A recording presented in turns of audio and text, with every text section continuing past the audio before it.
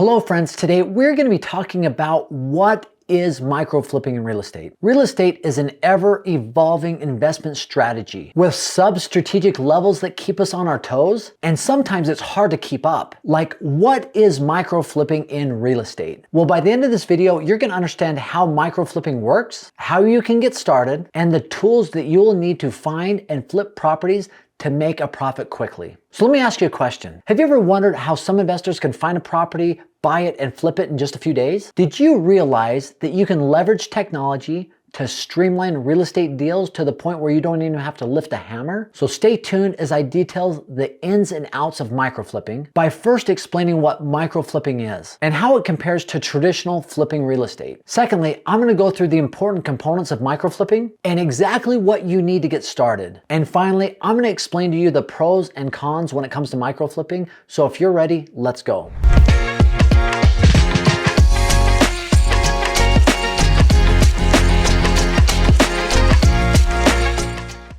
So what is micro flipping? So micro flipping is a short-term digital form of wholesaling real estate. It is a fast and efficient way to buy and sell real estate online with data that you found online through different tools and technology. It doesn't involve major renovations or large financial investments except for the purchase of the home. Whereas traditional flipping real estate sometimes requires a large investment into rehabbing the home. It is the day trading of real estate. You know, you've probably heard of individuals who day trade in the stock market. They are buying a stock right now and selling it a few seconds later for a profit. So the profits they make are very small, but they do that every single day and multiple times a day.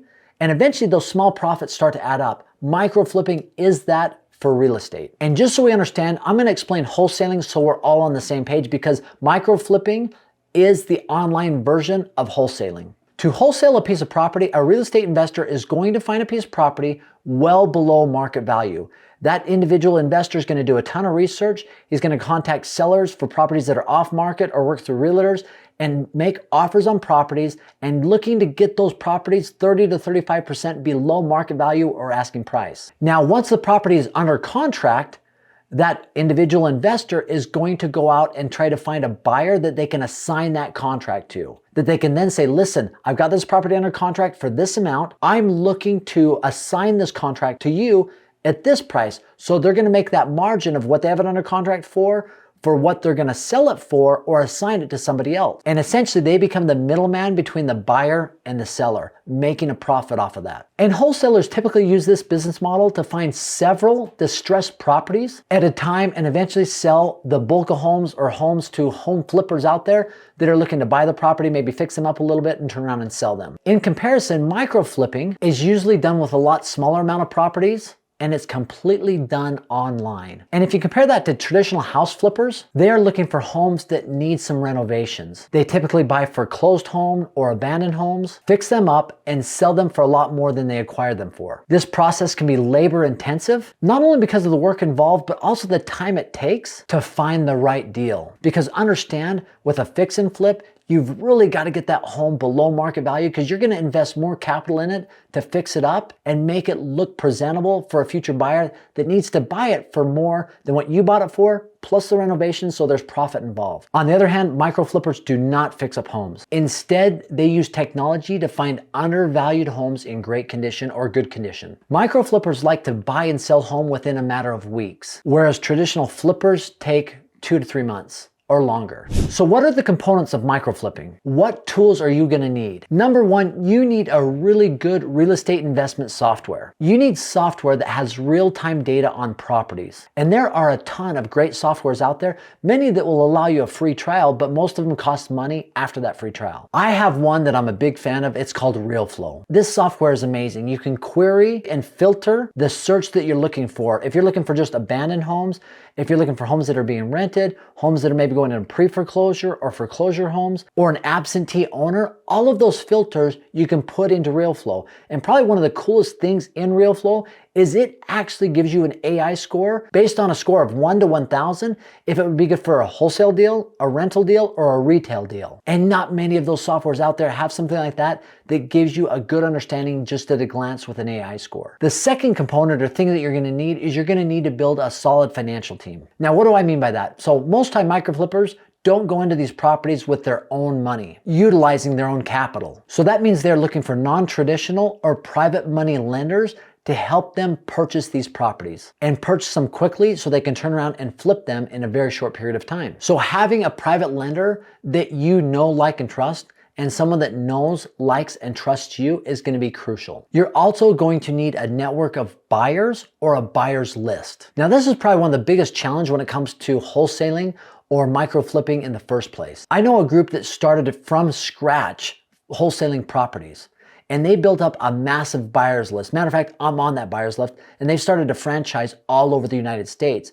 But one thing they told me when they got started, because I met with them when they were probably in the first couple of years of business, they said the most important thing that we have to get is a buyer's list. So if that tells you from a national group that's franchising how important it is, that becomes very important. So anybody that is interested in real estate as a real estate investor could be qualified to be on your buyer's list. Now, one other cool thing about technology in real estate, and I found this to be very beneficial for me where I've bought properties and I've actually sold properties utilizing this strategy. That's where I will go on Facebook and I will join groups that are associated with the real estate that I'm involved in. So if I'm wholesaling real estate or fix and flip or just flipping properties in general, I will join these groups because I've seen many people go on there and say, listen, I have this property, I have it under contract, I'm letting it go at this price. And you know that they've baked in some profit on there. Or they might say, listen, the property's under contract for $170,000. To get this property, the entry fee is $20,000. So you pay them $20,000 and you get the property for $170,000, and they've got a lot of the details there to help you make a good decision. But Facebook has been a great place, and these Facebook groups, to be able to transact real estate. And even people that have offered those properties on there to potential buyers, I have seen so many comments on there where people say, I'm interested, send me the information. And that's another way to start building that buyer's list. Another slept on component when it comes to flipping in general or micro flipping is compassion. Now, I know that sounds weird, but honestly, when you're going and you're purchasing a property well below market value, the person that's selling that property might be in a challenging situation. So you going in with the idea that you want to create a win-win situation or help this person out can make all the difference in the world, right? They might have to sell their property extremely low because they're in a tough financial situation. And you being in the mindset, how can I serve or help this person? How can I have a little bit of compassion? Maybe you could pay for a rental for a few months. Maybe you could pay for a moving truck. Maybe you can give them a little bit longer time to stay there. There's many different ways where you can help these individuals if you have compassion going into the investment. And I've seen some people that are really good at this, and they've created situations that are really ugly from the get-go turn into something pretty awesome when they're able to help that individual out of a bad situation. So what are the pros and cons of microflipping? Let's jump into that really quick. So a couple of the pros, obviously it's a fast turnaround. I mean, it's something you do in a couple weeks, which means you can do a lot of these deals. It's a hands-off process. That's another benefit. You don't have to go see the property. You don't have to inspect it. You do not have to go do any work or renovations on it. Another benefit, it is non-location specific. You can do microflipping anywhere. Another huge benefit is the low startup costs, right? You're not required to have a lot of money to get started, especially if you have a private money lender that you know, like, and trust and knows, likes, and trusts you. Now, some of the cons, some of the difficulties, some of the challenges. Number one, it requires competency in technology. If you are microflipping, you are utilizing real estate investment software, and it requires you to understand exactly how that works and become very proficient in that. Another potential negative is there is a ton of competition. Where there's a low barrier to entry, it means a lot of people are entering that market. Another potential negative is smaller profit margins, right?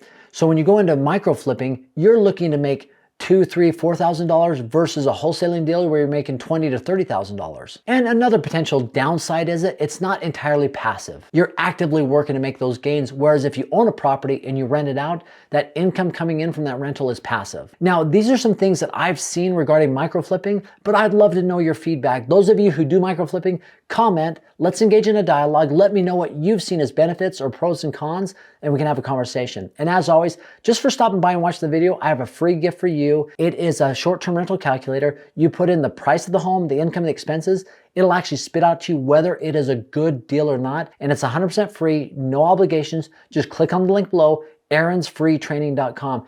Once again, thanks for stopping by. Have an amazing day.